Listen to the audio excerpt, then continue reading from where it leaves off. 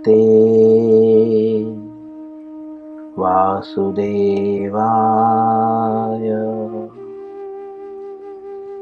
ओम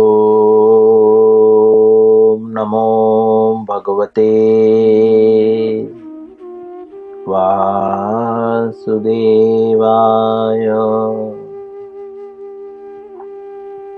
ओम नमो भगवते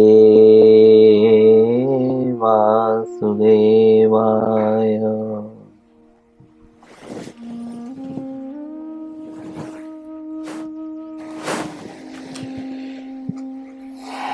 श्रीमद् भगवद गीता यथारूप अध्याय 9। अध्याय का नाम है परम गुह्य ज्ञान। श्लोक संख्या 26। आज इस श्लोक का दूसरा दिन है, तो इसीलिए हम लोग श्लोक पढ़ेंगे और शब्दार्थ ना पढ़ते हुए अनुवाद और पुनः तात्पर्य में प्रवेश करेंगे। सभी लोग मेरे पीछे श्लोकों को दोहराने का प्रयत्न करें। पत्रम पुष्पम फलम त्वयं यो मे भक्त्या प्रयच्छति तदहं भक्त्युपहृतम् अस्रामि प्रयतात्मनः। पुनः पत्रं पुष्पं फलं त्वयं यो मे भक्त्या प्रयच्छति तदहं भक्त्युपहृतम् अस्रामि प्रयतात्मनः। पुनः पत्रं पुष्पं फलं त्वयं यो मे भक्त्या प्रयच्छति तदहं भक्त्युपहृतम् अस्रामि प्रयतात्मनः। अनुवाद श्रील प्रभुपाद जी द्वारा। यदि कोई प्रेम तथा भक्ति के साथ मुझे पत्र, पुष्प, फल या जल प्रदान करता है तो मैं उसे स्वीकार करता हूँ। आज के समाज में भ्रांति बहुत है। सब सोचते हैं हम जो कर रहे हैं भगवान उसे स्वीकार करते हैं, है ना। हम लोग मांस, मच्छी, अंडा सब कुछ खाते हैं। बोलते हैं क्या करें, हमसे नहीं हो रहा है, भगवान सब जानते हैं, भगवान सब समझते हैं, भगवान स्वीकार करते हैं। लेकिन यहाँ पे स्पष्ट रूप से वे ही मना कर रहे हैं कि मैं क्या नहीं ग्रहण करता और कैसे नहीं ग्रहण करता। कहते हैं जो प्रेम पूर्वक जो है मुझे ऑफर करता है, मुझे देता है, मैं उसे स्वीकार करता हूँ। और जो प्रेम से नहीं, जहाँ पे प्रेम है वहाँ पे त्याग स्वाभाविक है ना। जैसे हम कोई माँ अपने बच्चे से प्रेम करती है तो उसके लिए वो सब कुछ करने के लिए तैयार हो जाती है। कभी कभी घर बेच देते हैं, है ना, कभी कभी किडनी दे देते हैं, है ना। जैसा कि पिछले श्लोक में स्पष्ट रूप से भगवान कहते हैं कि जो देवताओं की पूजा करता है वे देवताओं के लोकों को जाता है और जो पितरों की पूजा करता है वो पितरों के लोकों को जाता है। बोलते हैं जो भूतों की पूजा करता है वो भूत लोक को जाता है और जो मेरी पूजा करता है वो मेरे लोक को आता है। तो कोई बुद्धिमान जीव के मन में जरूर प्रश्न आएगा, ठीक है, इसके पूर्व तो आपने बताया है कि देवताओं के लोक और आपके लोक में क्या फर्क है। तो जो आपकी पूजा करता है वो आपके लोक में जाता है, तो भगवान के लोक में जाने का फायदा क्या है? भगवान बोलते हैं जन्म कर्म चमे दिव्यम मेव योवृति तत्वतः त्यक्त्वा देहम पुनर्जन्मम नेति मामेति सो अर्जुन। हे अर्जुन, जो मेरे धाम को एक बार चले जाता है वो दोबारा इस संसार में नहीं आता।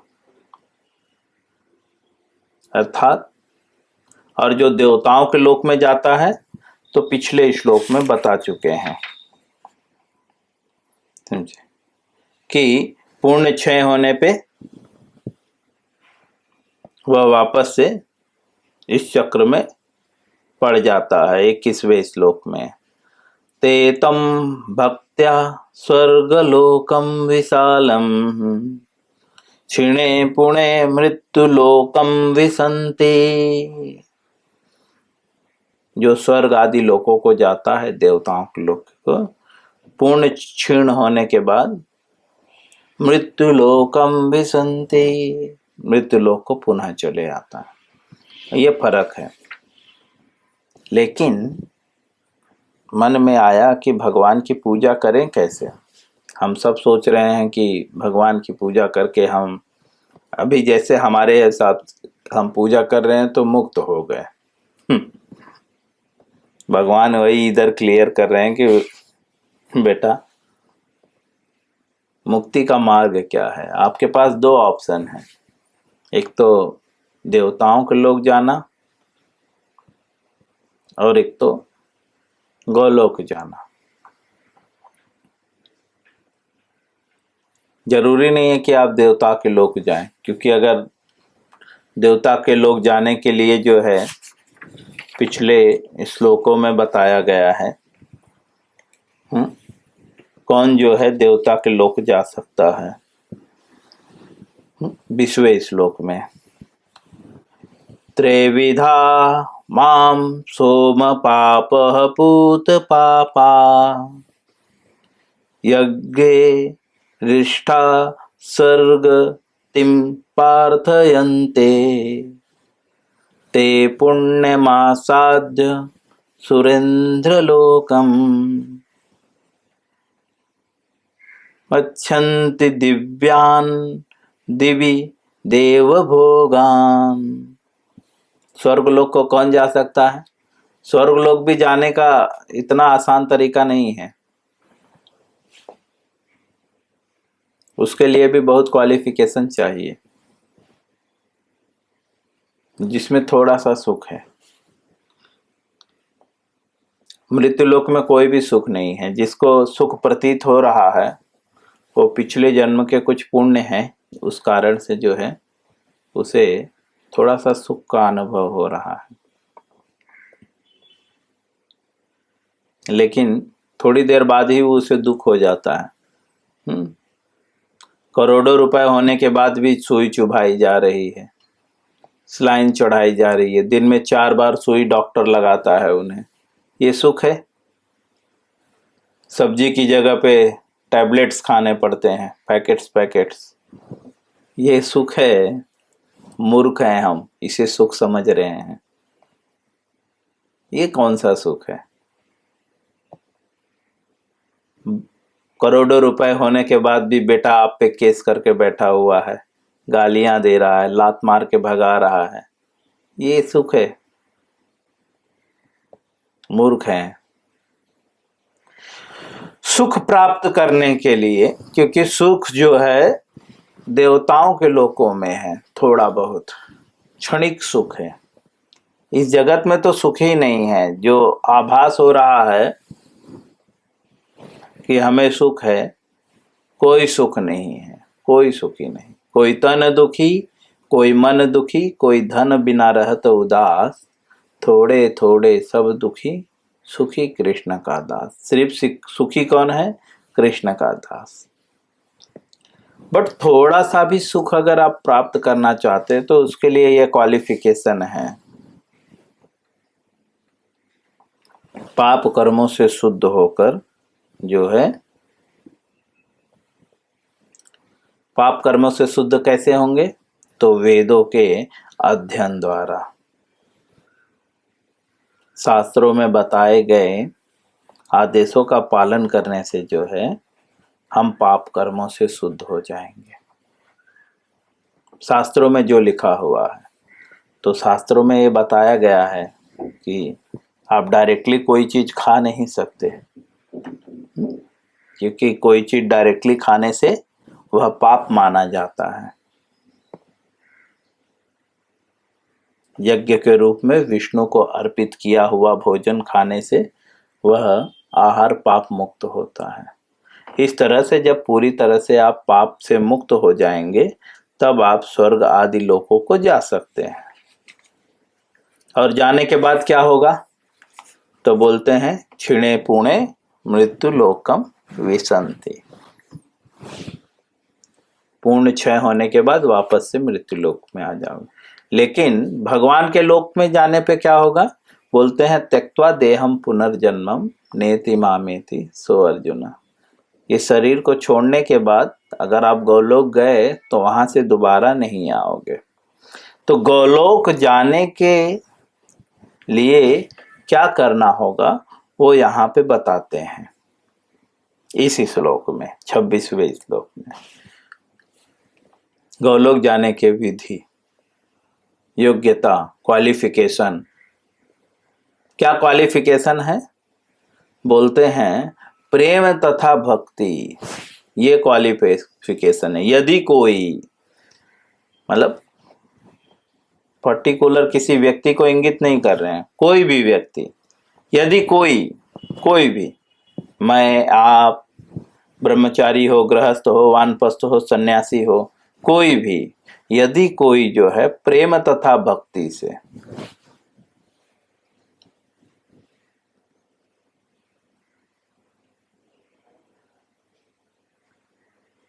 प्रेम का अर्थ तो जानते हैं ना,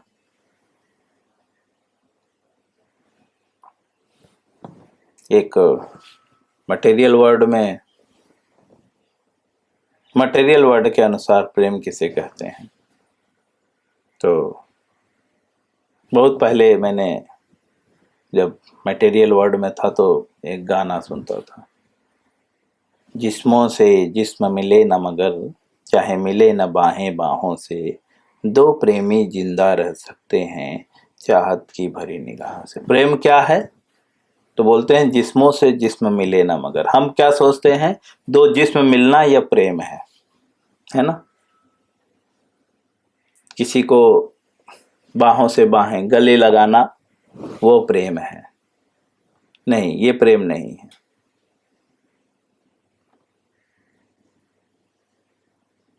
बोलते हैं प्रेम क्या है?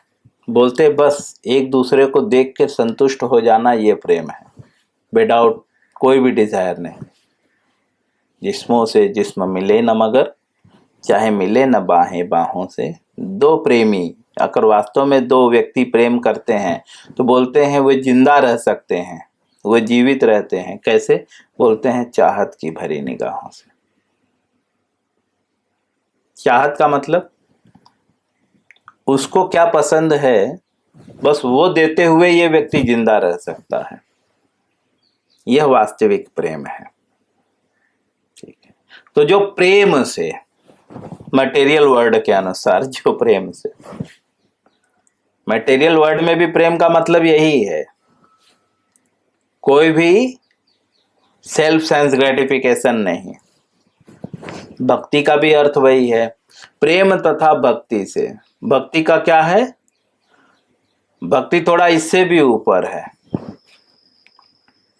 कोई भी भौतिक डिजायर नहीं, भगवान की सेवा करना। इस जीवन में या अगले जीवन में भगवान की सेवा करना। कैसे?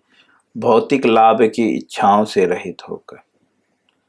बताते हैं जो भौतिक लाभ की इच्छाओं से रहित होकर कोई भी भगवान को पत्र, पुष्प, फूल तथा जल प्रदान करता है, भगवान उसे स्वीकार करते हैं।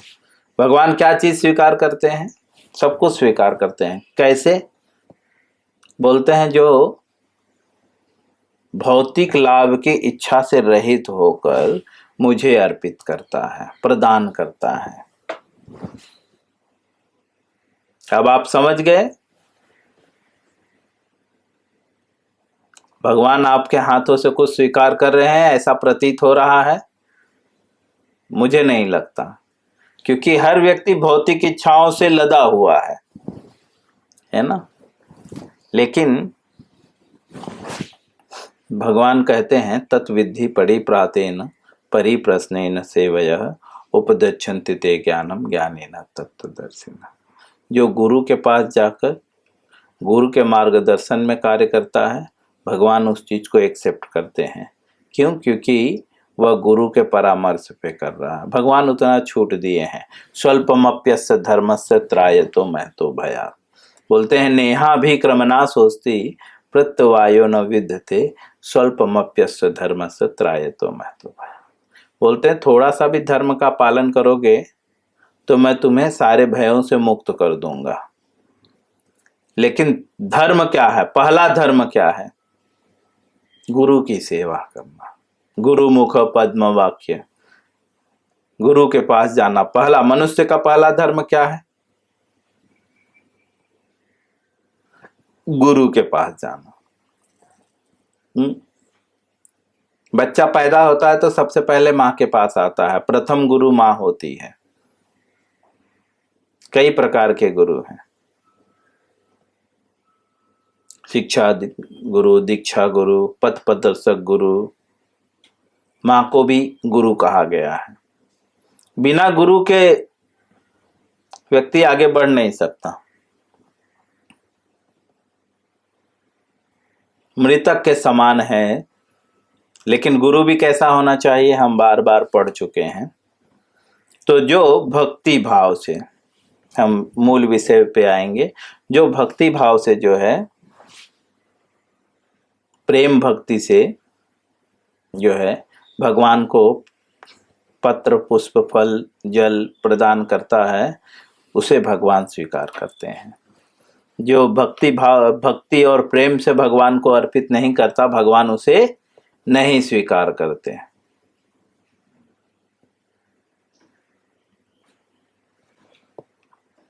भक्ति की 9 विधियां हैं।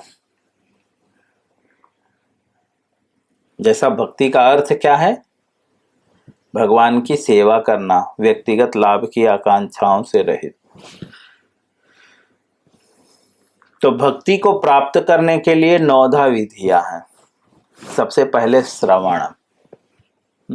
इसीलिए मैंने आपको तभी कहा गुरु के पास जाना अनिवार्य है, क्योंकि सबसे पहले सुनना होगा।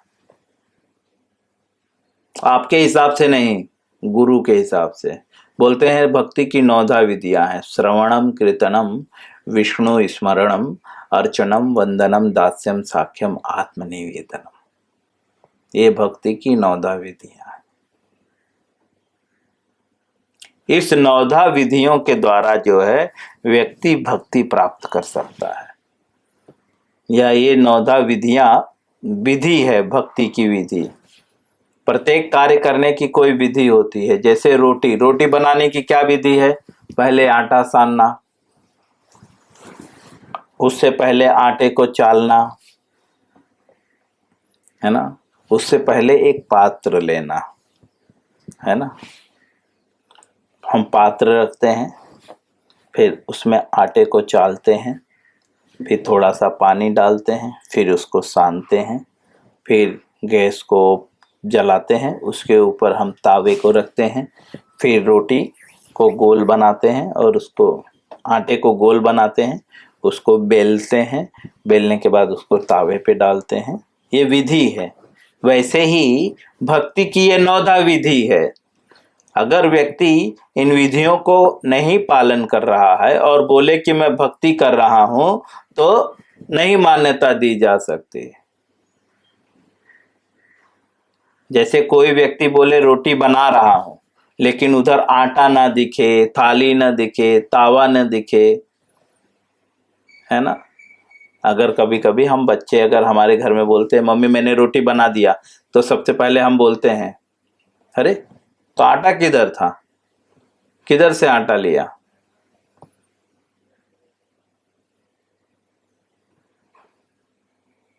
तो उसी प्रकार से भक्ति की जो 9 विधि है, आपके बोलने से नहीं।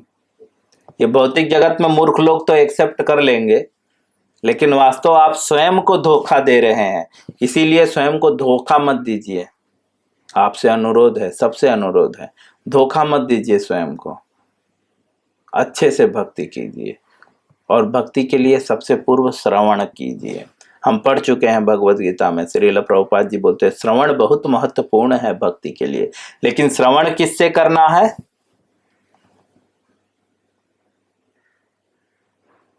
ज्ञानी न, ज्ञानी व्यक्ति से। ज्ञान क्या है?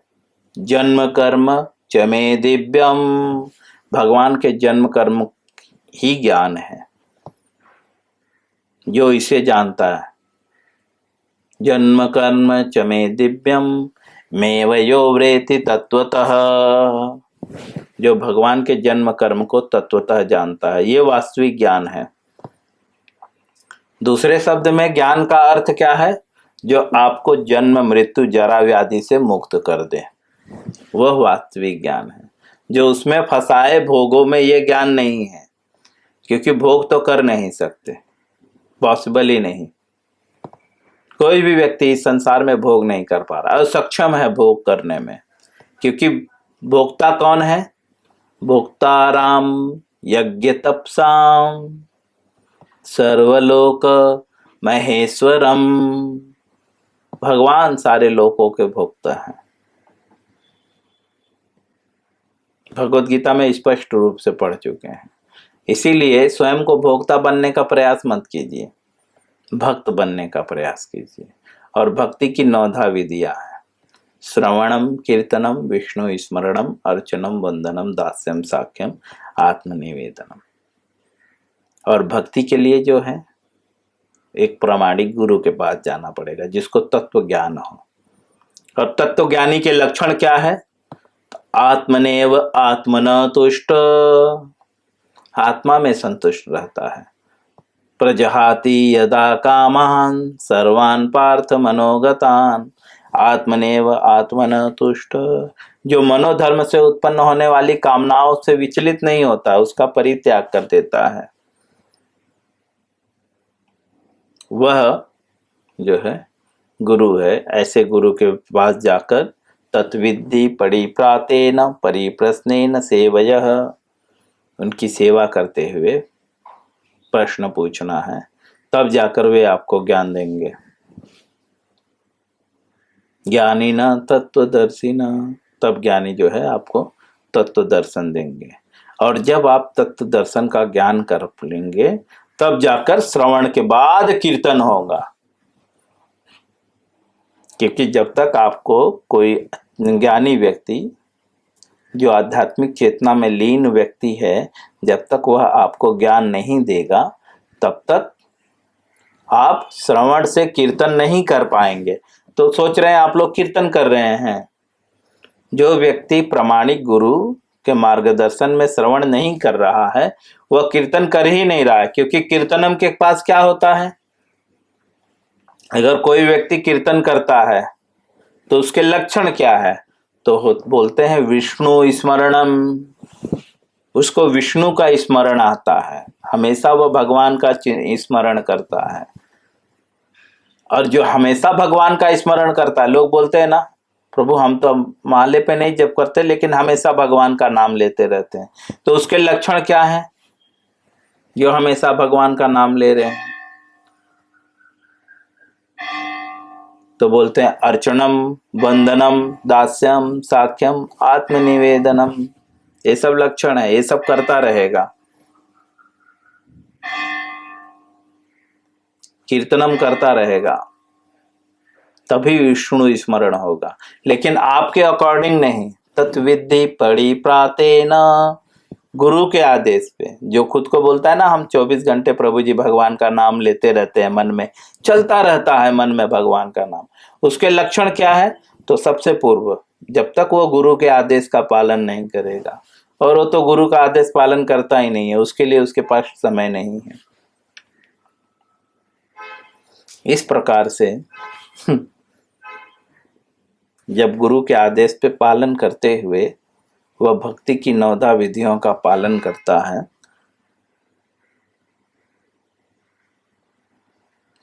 उसके बाद जब वह भगवान को कुछ भी ऑफर करता है तो भगवान उसे स्वीकार करते हैं। यह जो है पूजा की विधि है भगवान की। मैं यहीं पे विराम दूंगा, कल हम तात्पर्य में प्रवेश करेंगे। हरे कृष्णा।